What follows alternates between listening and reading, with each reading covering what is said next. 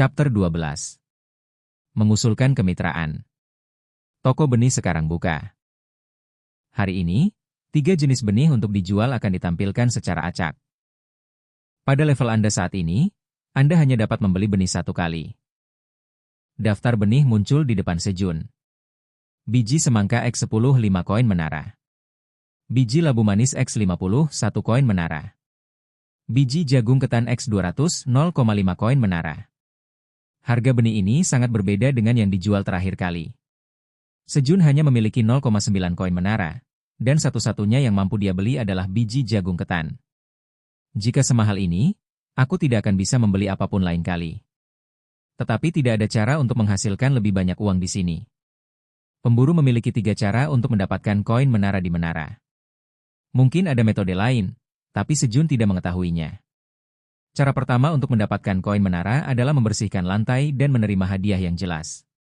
Jumlah yang diperoleh sekaligus besar, tetapi karena hadiah bersih setiap lantai hanya dapat diterima 1 kali, itu tidak memperhitungkan sebagian besar pendapatan aktual yang diperoleh para pemburu.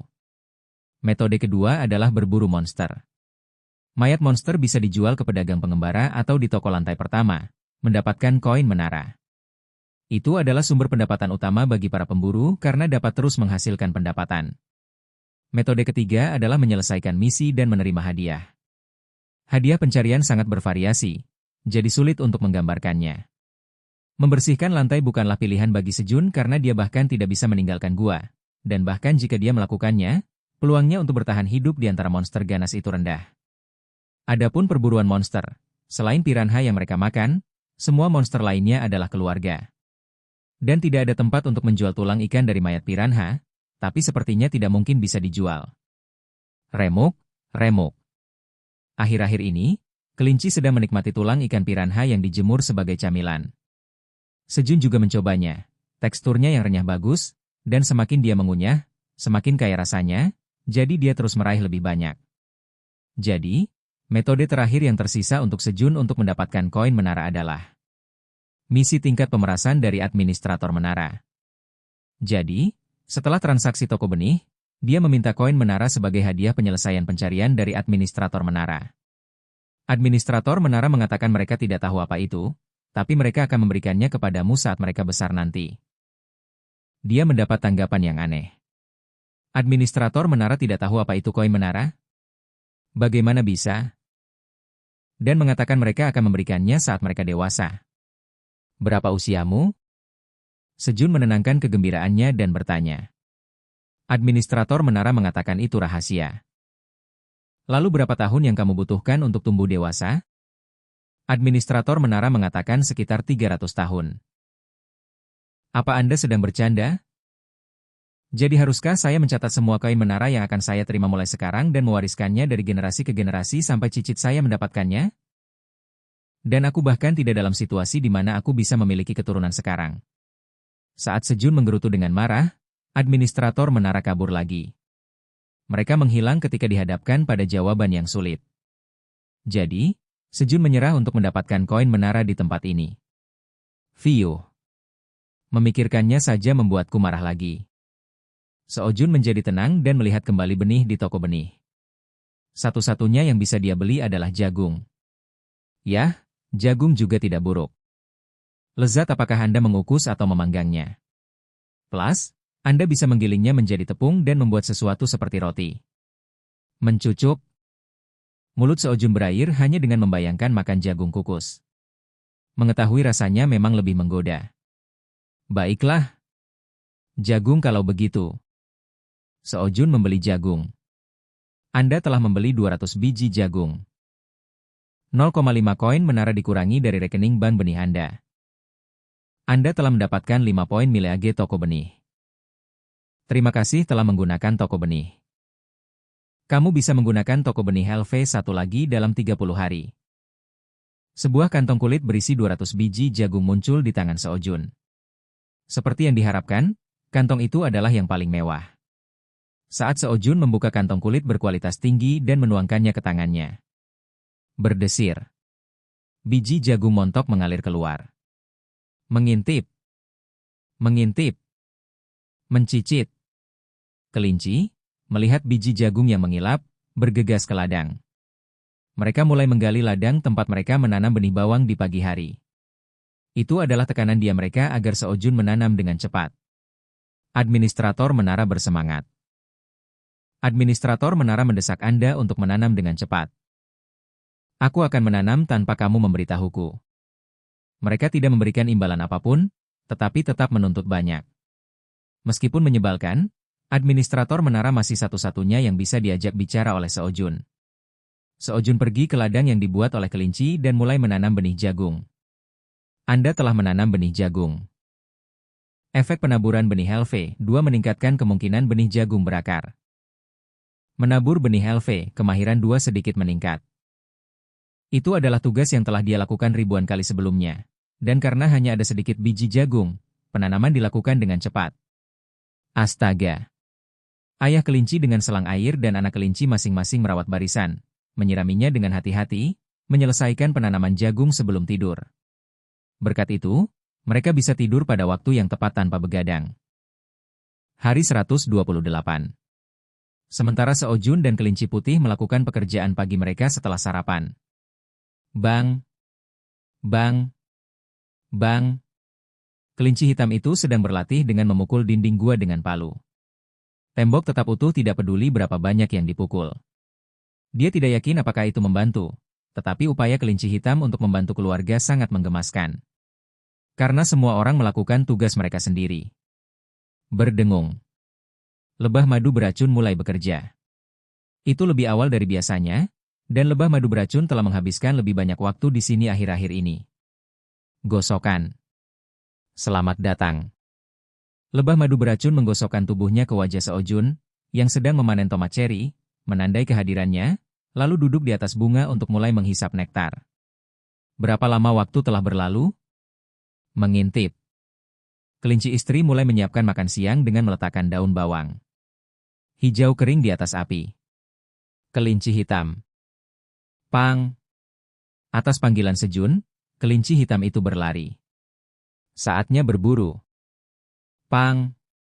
Kelinci hitam itu berteriak kegirangan, memegang palunya dan berlari ke kolam. Pang! Pang! Mengambil posisi berburu di depan kolam, kelinci hitam itu mendesak Sejun untuk bergegas. Dia tampak bersemangat untuk menunjukkan hasil pelatihannya. Baiklah. Sejun bergegas ke kolam karena antusiasme kelinci hitam, memegang obor dan menggoyangkannya di atas air. Guyuran. Piranha merasakan gerakan itu dan segera melompat. Melompat. Pang! Palu kelinci hitam, diasah melalui latihan, menghantam tubuh piranha dengan bersih, membuatnya terbang keluar dari air. Kemudian, cak! Ia bahkan berhasil mendarat dengan sempurna di luar kolam menggunakan recoil tersebut. Awalnya, dia harus menyelamatkan kelinci itu agar tidak jatuh ke air beberapa kali. Sejun cukup bangga. Tepuk, tepuk, tepuk. Sejun bertepuk tangan dan memuji kelinci hitam itu. Pang! Si kelinci, senang dengan pujian Sejun, mengambil sikap lagi. Gairah kelinci hitam membara. Berkat semangat membara kelinci hitam, mereka menikmati makan siang ikan bakar yang sangat lezat. Semua orang makan lebih banyak dari biasanya, tapi masih tersisa 5 ikan bakar. Mengintip, mengintip, mengintip. Kelinci, tampaknya tidak bisa makan lagi, berbaring di lantai dengan perut buncit. Ah, aku kenyang. Sejun tidak bisa makan lagi dan meletakkan ikan bakar yang sedang dia makan. Saat itu, menetes. Menetes. Menetes. Tetesan air jatuh dari tangan Sejun. Apa? Mungkinkah itu monster? Sejun buru-buru mendongak. Hah? Seekor kucing?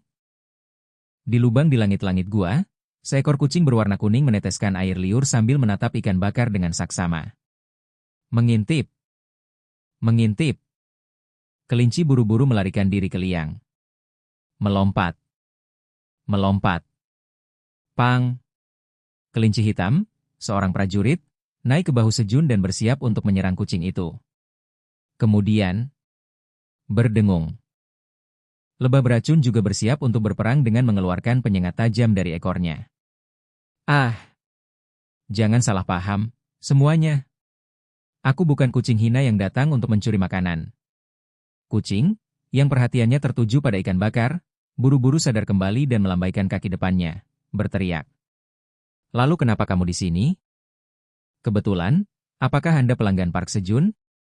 Ya, saya Park Sejun. Mengapa? Melambung. Berputar. Berputar. Berputar. Cak. Kucing itu melompat turun dari lubang, melakukan 3 putaran di udara, dan mendarat dengan anggun. Kemudian, halo. Namaku Theo, pedagang pengembara. Theo berlutut dengan satu kaki dan meletakkan satu tangan di dadanya saat dia memperkenalkan diri. Pedagang pengembara? Sejun menatap Theo dengan rasa ingin tahu. Dia telah mendengar bahwa orang kadang-kadang bertemu dengan pedagang pengembara saat memanjat menara, tetapi dia belum pernah mendengar tentang pedagang pengembara kucing. Ya. Saya mendengar bahwa anggota baru telah bergabung dengan toko benih, jadi saya datang untuk menyambut Anda dan berbisnis juga. Sambil berbicara dengan Sejun, Theo terus melirik ikan bakar. Saat dia semakin dekat dengan ikan bakar, aroma ikan yang kuat mengalihkan pikiran Theo. Bertahanlah, Theo. Jangan kehilangan kewarasanmu. Theo mencoba menggelengkan kepalanya untuk mendapatkan kembali ketenangannya, tetapi mendeguk. Tubuhnya jujur. Saya minta maaf. Theo dengan cepat meminta maaf kepada Sejun. Bagaimana dia bisa melakukan kecerobohan seperti itu di depan pelanggan potensial yang akan dia tangani di masa depan? Tidak apa-apa. Kalau belum makan mau makan ikan bakar ini? Tidak apa-apa. Lagi pula kita punya sisa. Kamu bisa memakannya. Yah, kalau begitu, haruskah aku makan satu saja? Theo dengan hati-hati mengambil satu ikan bakar dan memasukkannya ke dalam mulutnya. Mencucuk. Begitu dia memasukkannya ke dalam mulutnya, ikan bakar itu seakan meleleh. Ini sangat enak. Setelah berseru itu, dia tidak ingat apa yang terjadi selanjutnya. Ketika dia sadar, Theo dengan bersemangat menjilati tulang ikan itu. Tulang ikan berserakan di sekelilingnya. Dia telah memakan kelima ikan bakar. Kelinci dan lebah memandang Theo dengan menyedihkan. Dan Sejun tersenyum cerah. Sekarang, akankah kita mulai berdagang? Mari kita mulai dengan menghitung harga ikan bakar. Sejun punya firasat ketika Theo mulai berbicara tentang perdagangan. Orang ini mudah tertipu. Hah? Theo bingung dengan kata-kata Sejun. Bukankah itu gratis? Di mana ada yang gratis di dunia ini? Kamu bilang kamu datang untuk berdagang, kan? Aku ditipu. Theo terlambat menyadari kesalahannya. Jadi Theo setuju untuk membayar 0,5 koin menara kepada Sejun untuk 5 ikan bakar, dan perdagangan pun dimulai. Dia harus mengambil uang dari pelanggan, tetapi sebaliknya, dia memberi uang. Bisnis yang dimulai dengan kerugian. Saya pasti akan menjual. Theo memutuskan sendiri dan mengeluarkan barang-barangnya dari tasnya. Tiada. Bagaimana dengan ini? Item baru yang datang dari lantai lain. Sejun melihat barang-barang yang dipajang dengan bangga oleh Theo. Tumbler 5 koin menara. Kipas mini 3 koin menara. Penghangat tangan portabel 5 koin menara. Apakah barang-barang ini dari luar menara? Oh, Anda langsung mengenalinya. Tumbler ini memiliki sihir pelestarian di atasnya. Jika Anda memasukkan sesuatu yang panas atau dingin ke dalamnya, suhunya akan terjaga. Ini barang yang luar biasa. Dan kipas angin mini ini memiliki sihir angin, jadi kapanpun kamu membutuhkannya, nyalakan saja seperti ini. Sejun dengan hati-hati memperhatikan penjelasan produk Theo yang antusias. Apakah dia sengaja menipuku? Atau apakah dia benar-benar tidak tahu? Jika dia menipunya dengan sengaja, itu benar-benar akting yang luar biasa.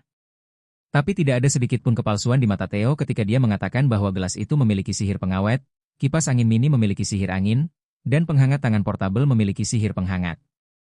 Tidak peduli bagaimana aku melihatnya, dia adalah wajah yang asing. Dia pikir dia mudah tertipu, tetapi dia sebenarnya adalah pengisap yang sangat besar. Sejun benar-benar beruntung. Tidak mudah bertemu dengan orang seperti ini. Menggunakan orang bodoh ini, dia merasa bisa mendapatkan koin menara. Mudah ditipu, Maksudku, Theo. Apakah Anda ingin bekerja sama? Sejun mengusulkan kerja sama dengan Theo.